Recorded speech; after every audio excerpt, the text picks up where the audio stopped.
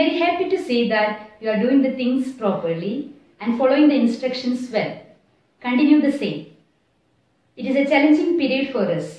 We must win over it. Never postpone things for tomorrow. Use the time fruitfully. In the last session, we learned about the first motion of the earth, rotation. What is rotation? It is the movement of the earth on its own axis. We experience this day and night because of this motion. Today, in this session, we are going to learn about the second motion of the earth, the revolution. It is the movement of the earth around the sun in a fixed path or orbit. We experience different seasons because of this movement and the tilt of the earth axis. Let's learn more about it. Revolution of the earth.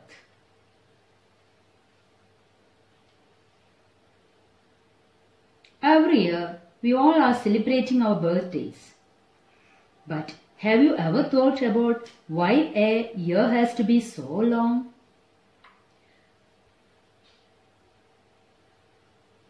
Why do we have to wait for 365 days until our next birthday? A year is 365 days long because the earth takes these long days to complete one full revolution around the sun.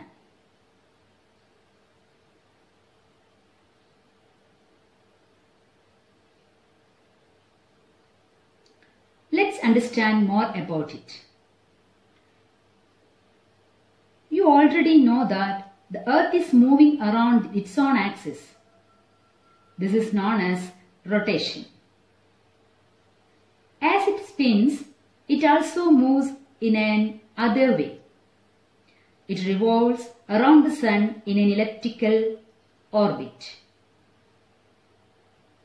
One full revolution around the sun takes exactly 365 and 1/4 days.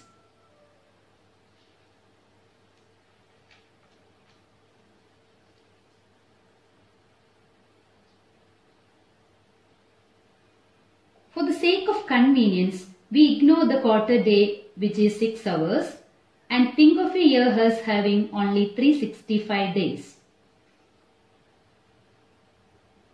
Over a span of 4 years, the remaining 6 hours added up to 24 hours or one full day.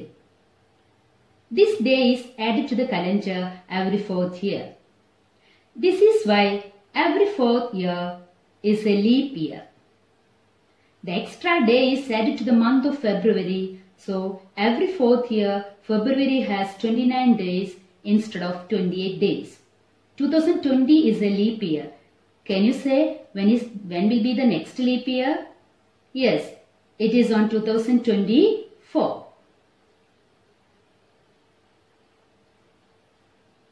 What about the seasons on our planet? Does revolution affect the seasons too? Yes, indeed. You can look carefully. We learned that the earth is inclined in the same direction. This tilt of the earth axis and the revolution of the earth is the reasons that we have different seasons in different parts of the earth.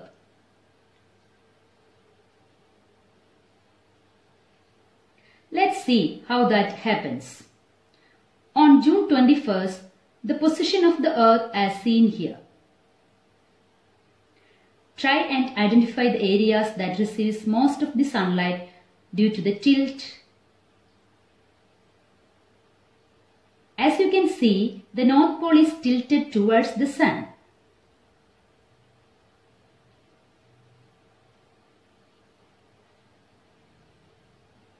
You will recognize this area as the Tropic of Cancer. This area receives direct sunlight and as a result, it is summer in the northern hemisphere. This position of the earth is called the summer solstice.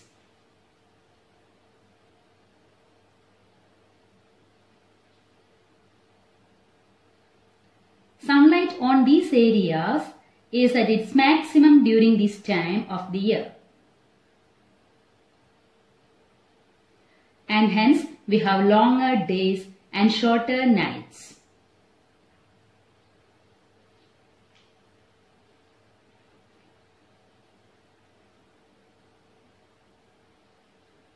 In fact, the areas beyond the Arctic Circle have daylights for 6 months at a stretch.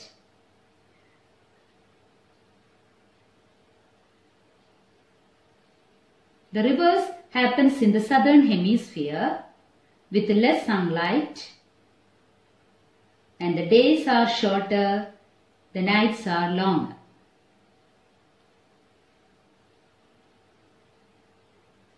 Now let's follow the Earth's orbit. The Earth seems to have reached another turning point. The date is December 22nd. This is when the Earth reaches the other end of its orbit. The North Pole is facing away from the Sun. This position of the Earth is known as winter solstice. This time, the South Pole is tilted towards the Sun.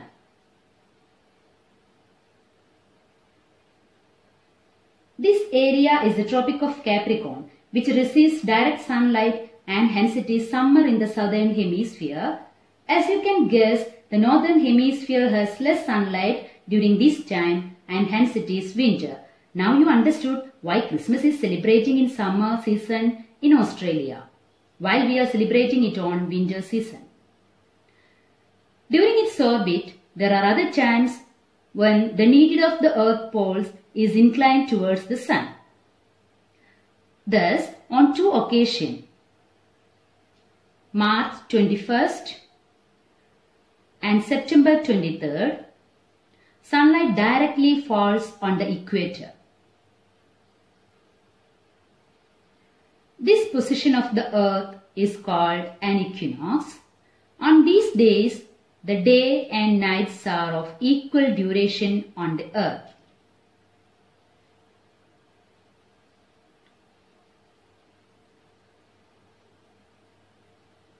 On September 23rd, it is autumn season in the northern hemisphere and spring in the southern hemisphere. The opposite is the case on March 21st, when it is spring in northern hemisphere and autumn in the southern hemisphere. Now let's recall what we learned.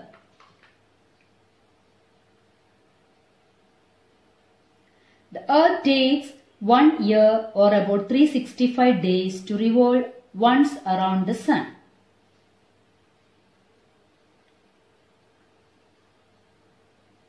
The Earth rotates on its own axis. The Earth revolves around the Sun in an elliptical orbit. The full revolution takes 365 and 1/4 days. A leap year comes every 4 years. The extra day in a leap year is found by adding up the quarter days or 6 hours over 4 years.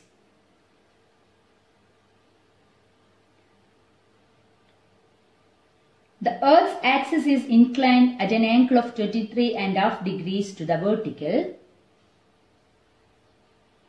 The Earth's tilt and revolution cause the change of seasons. The northern hemisphere receives sunlight for the longest duration on 21st June. This position of the Earth is called the summer solstice.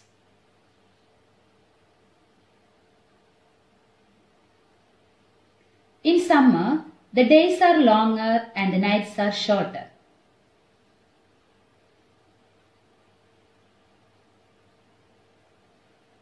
Daylight can last for up to 6 months in Arctic region during the summer. The northern hemisphere receives sunlight for the shortest duration on December 22nd.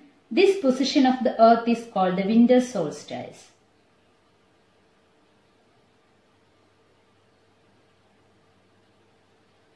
The equator receives direct sunlight on March 21st and September 23rd, resulting in day and night of equal durations. This phenomenon is known as equinox. I hope all of you understood the revolution of the earth and how are the seasons formed. Here are a few questions for you. Take a notebook and write it down. Write the notes neatly and legibly. Don't forget to underline the important points.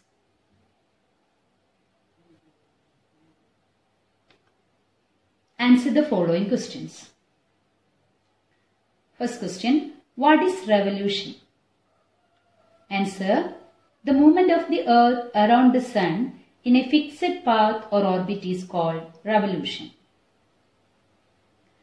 Second point, it takes 365 and 1/4 days or 1 year to revolve around the sun. Third point, seasons change due to the revolution of the earth around the sun.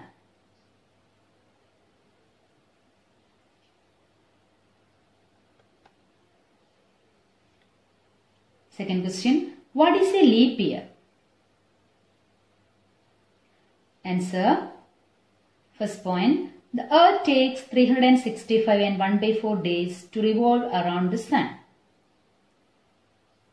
Second point, we consider a year as consisting of 365 days only and ignore 6 hours for the sake of convenience. Third point, 6 hours saved earlier are added to make 1 day over a span of 4 years.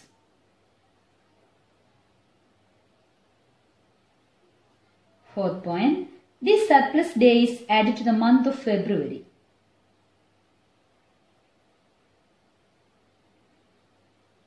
Last point, such a year with 366 days is called a leap year.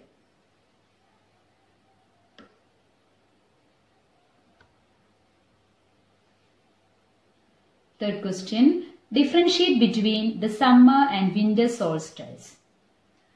First we will explain what is summer solstice. First point, on 21st June, the northern hemisphere is tilted towards the sun. Second point, so it is summer in the regions north of the equator with the longest day and shortest night. All these conditions are reversed in the southern hemisphere. Last point, this position of the earth is called the summer solstice.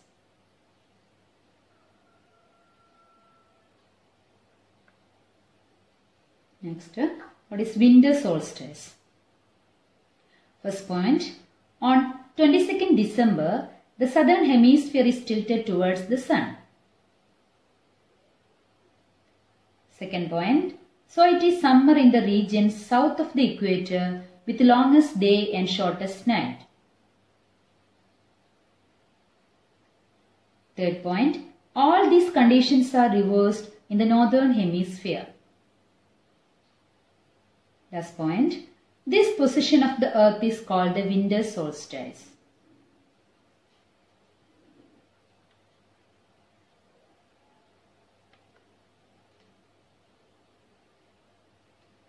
Fourth question, what is an equinox?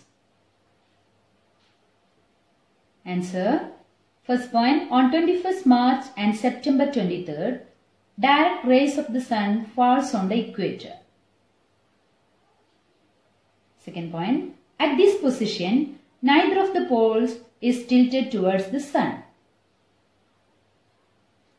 Third point, so the whole earth experiences equal days and equal nights. This is called an equinox.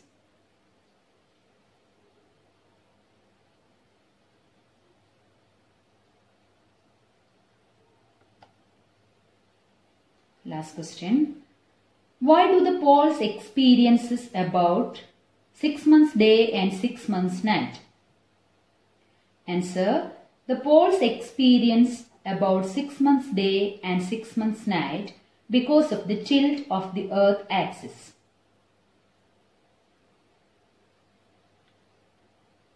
The sun continuously either shines or cannot be seen for a long time here.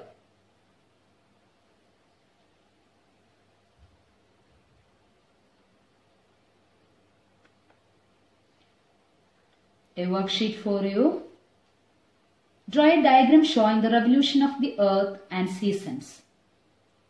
It's in page number 19 in your textbook, figure 3.3. As we completed this lesson, you want to complete the textbook exercise. Choose the correct answer, filling the blanks, etc. I hope all of you understood the lesson clearly. Read the textbook well, complete the exercise, study the notes. Thank you, children.